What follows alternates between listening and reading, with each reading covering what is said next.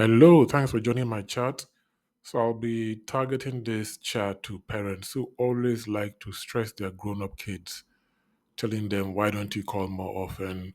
Why don't you visit more often? You don't have your parents, for much longer and all that. Listen, in this life, there is something called karma.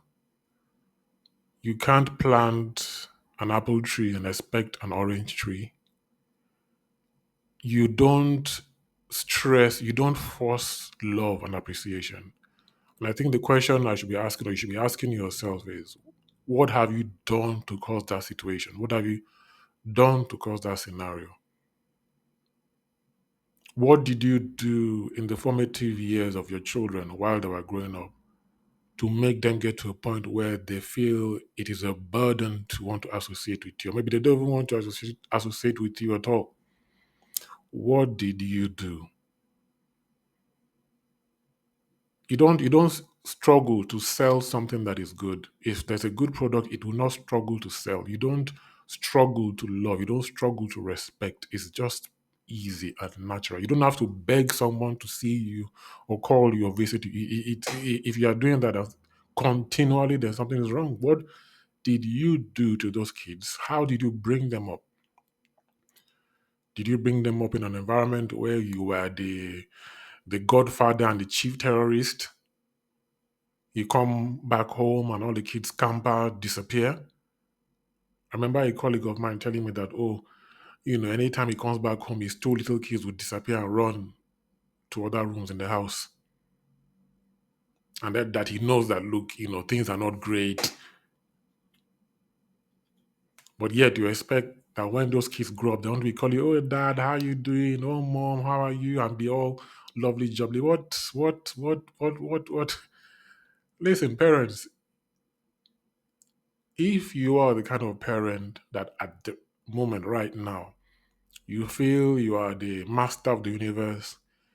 You are the chief terrorist officer in your house that everybody fears you because they're little kids and you can use one hand and fling them across the room and you are satisfied in that.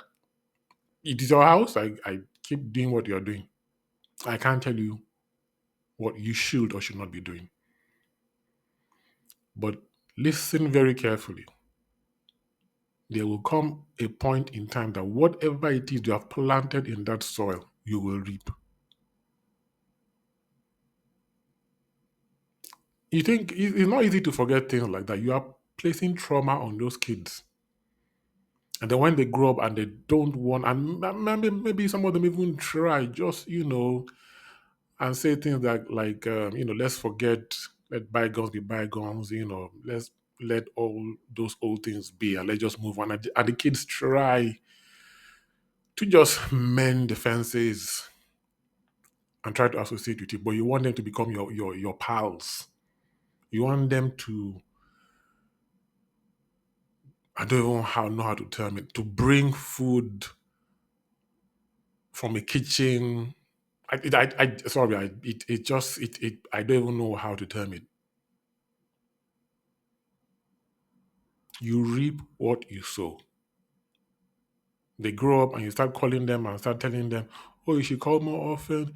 Remember when you were young and you were playing with your toys and your cartoons and I did this and I did that. If people love you, you really, really don't have to do that. And it is nauseating. Yeah, I don't know. Should I even say pitiful for parents who have traumatized their children while they were growing up. And yes, I know that not everyone is perfect. But what I'm saying is, you will sow what you reap. If you have put your kids at arm's length, if you have traumatized them, if you have literally made their life hell, maybe to impress your wife or to impress your husband, or you just didn't, your life was just messed up and you took out third party aggression on your kids.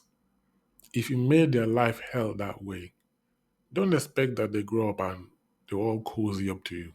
It's not going to happen.